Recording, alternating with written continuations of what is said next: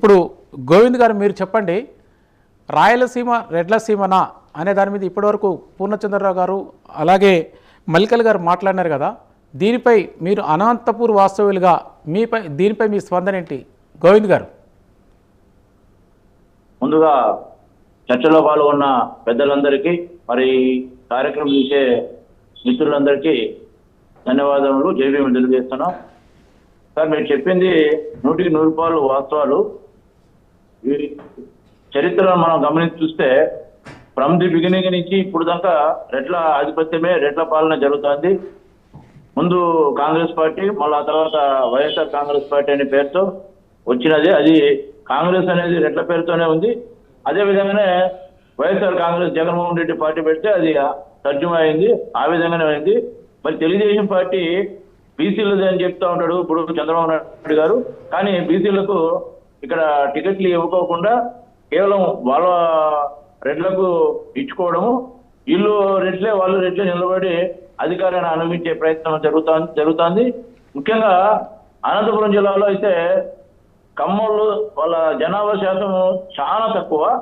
కానీ చంద్రబాబు నాయుడు గారు ఈ పార్టీని చేతిలోకి తీసుకున్నప్పటి నుంచి ప్రతిసారి ఈ జిల్లాలో 14 ఉంటే ఉమ్మడి జిల్లాలో ప్రతిసారి కనీసం అంటే 5-6 కమ్మోళ్ళకే ఇచ్చుకోవడం అనేది జరుగుతుంది. రెడ్లకు మాత్రం తక్కువ ఇస్తారు, బీసీలకు 3-4 ఇస్తారు, ఎస్టీలకు మామూలు జనరల్ గా ఉంటాయి. ఒకరో ఇద్దరికో మైనార్టీ ఒకరికి ఇస్తారు. అది ఈసారి కూడా ఇవ్వలేదు.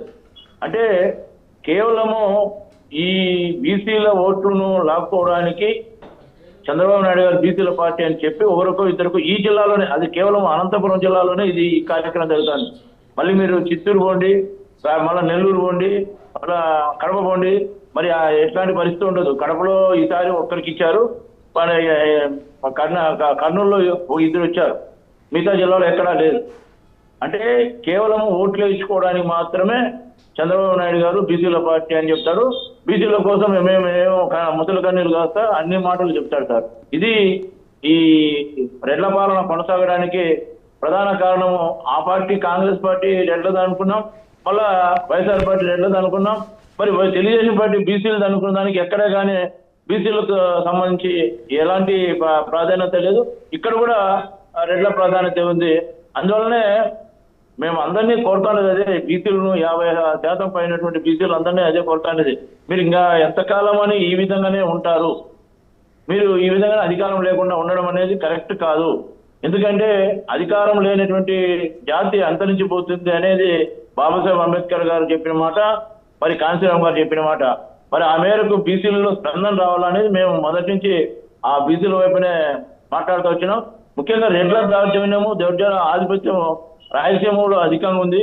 మరి వీళ్ళ ప్రాధాన్యత తగ్గితే ఆ సముతులత అనేది వస్తుంది. అప్పుడే బహుశా సమసమాజ అనేది వస్తుంది. బీసీలు, ఎస్సీలు, ఎస్టీలు, మైనార్టీలు కూడా ముందుకు పోయే అవకాశం ఉంటుందని నా తాలూకా అభిప్రాయం.